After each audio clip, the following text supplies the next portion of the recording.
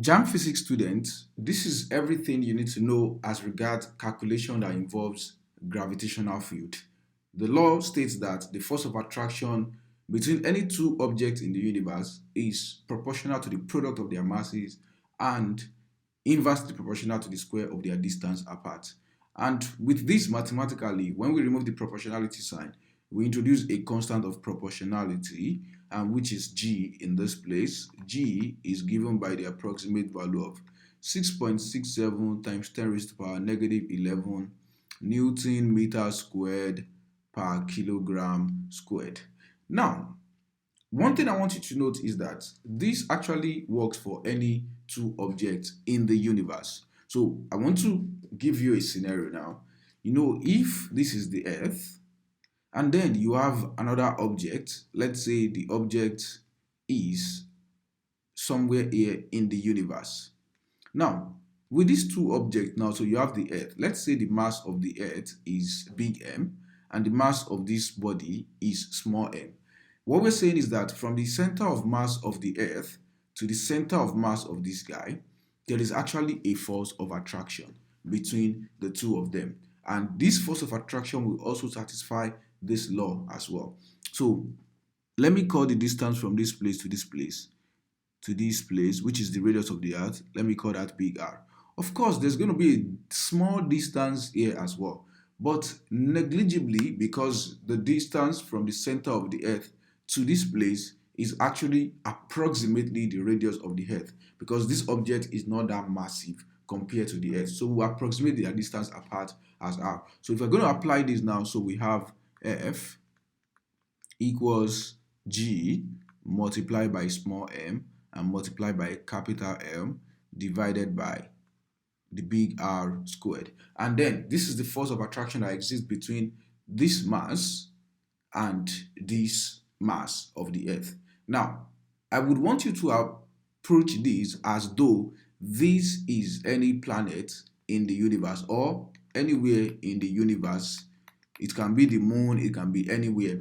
Now, we know about something before that the object that is resting on the surface of the Earth, there exists something we call gravitational pull due to the Earth. And this particular thing is what is even responsible for the weight of this guy.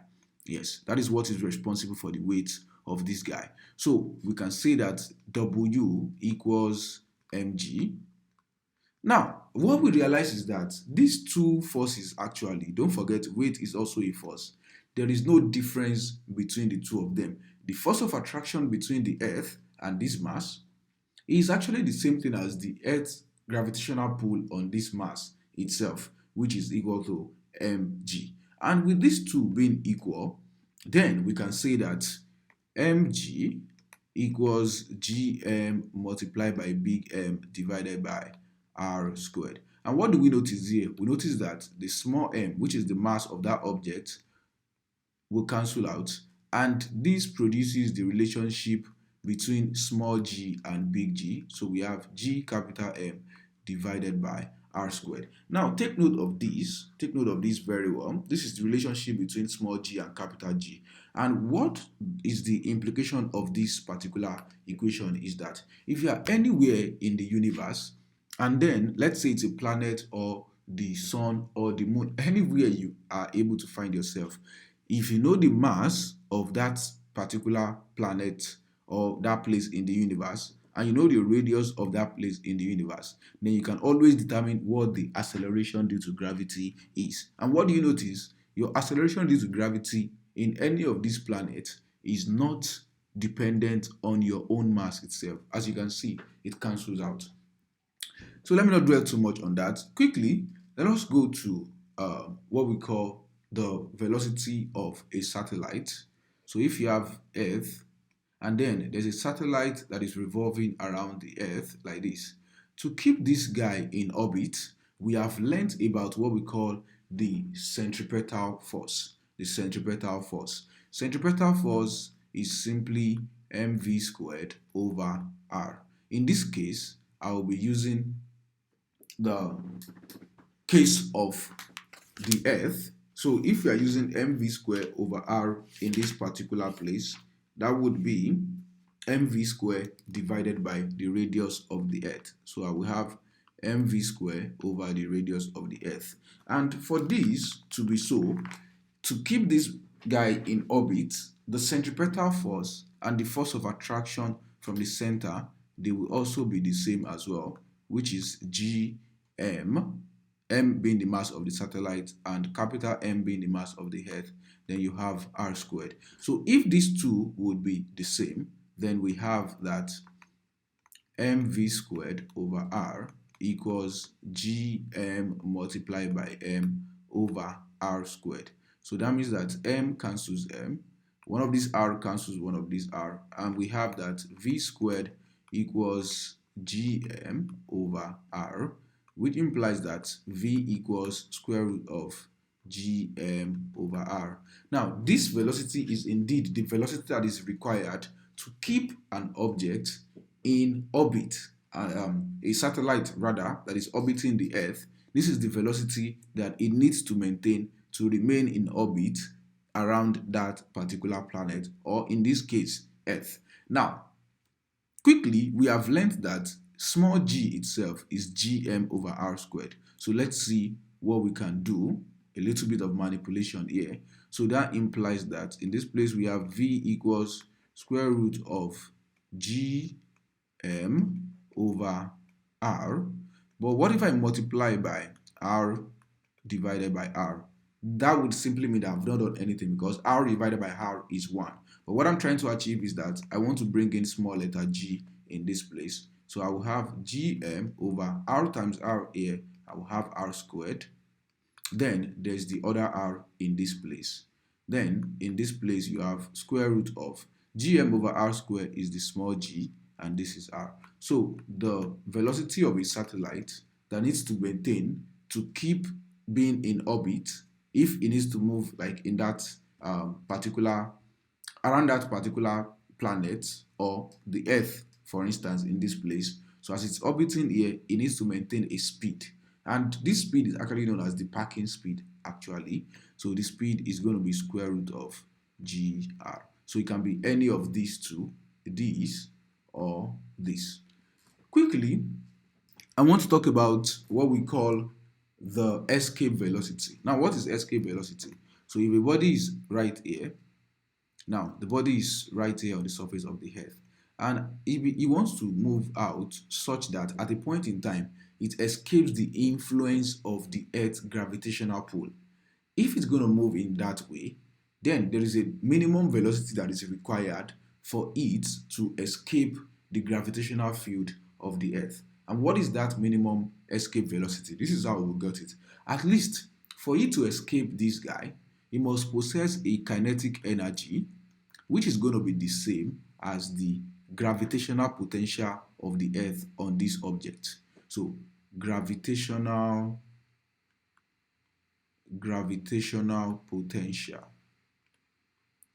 And what is the gravitational potential? Generally, gravitational potential U is denoted as gm multiplied by m over r. That is what gravitational potential of the Earth on this small mass is.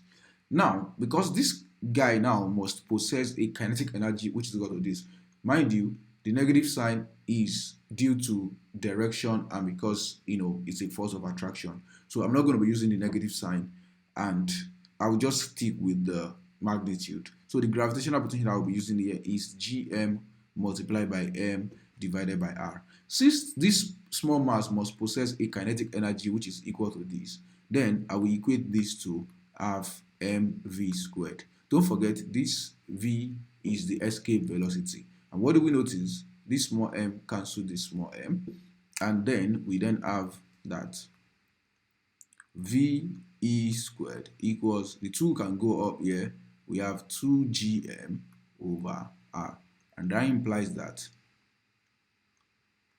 ve itself is square root of 2gm over r. And if we do the same thing just like before, when we were finding the parking speed of a satellite, we'll have ve equals square root of 2gr. And these are the basic and major equations that you need to know. But one more thing before I go. I'm still going to draw a planet. Let me say this is the planet.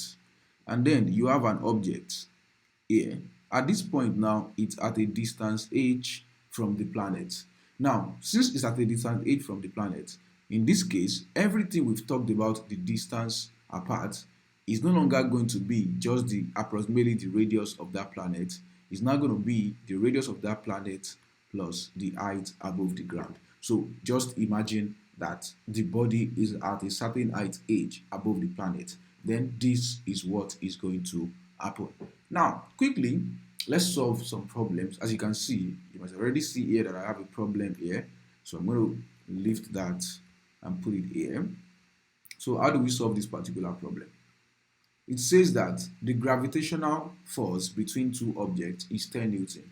What is the new value of the force if the distance between them is halved? Now, so what we notice here is that we were given information. F of attraction is 10 newtons. And that means that M1 and M2, they are not changing. They are both constant.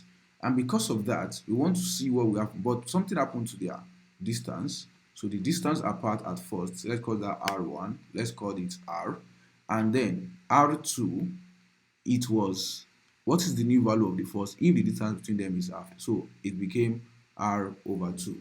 Now, based on this information, now we want to get the new value of the force. Remember the relationship that F equals Gm1 m2 over R squared. One thing in physics is that if you can write everything that is changing as in terms of all what is constant, in this place, like I said, the m1 and m2, they are not changing, and our g naturally is a constant. So what if I say Fr squared equals Gm1 m2? You would agree with me that this entire expression on the right is actually a constant. It's a constant, yeah, it is constant. And because it is constant, that implies that I can say that F1 R1 squared equals F2 R2 squared. So meaning that the product of F and the square of the distance apart is constant. And that is what we'll be using in this situation. So the initial force was 10. The initial radius was R. So we have squared. So we're looking for the new force. And this one is R over 2 everything squared. So this implies that we have 10R squared equals F2 multiplied by R squared over 4. And then the R squared part can cancel out. And then you have F2 equals 4 times 10, which is 40 newtons. So this is what happened when the distance between two objects is halved. As you can see, it has greatly affected the force of attraction between those two objects. So if you want to see more videos like this, subscribe, follow. I'll see you in the next one.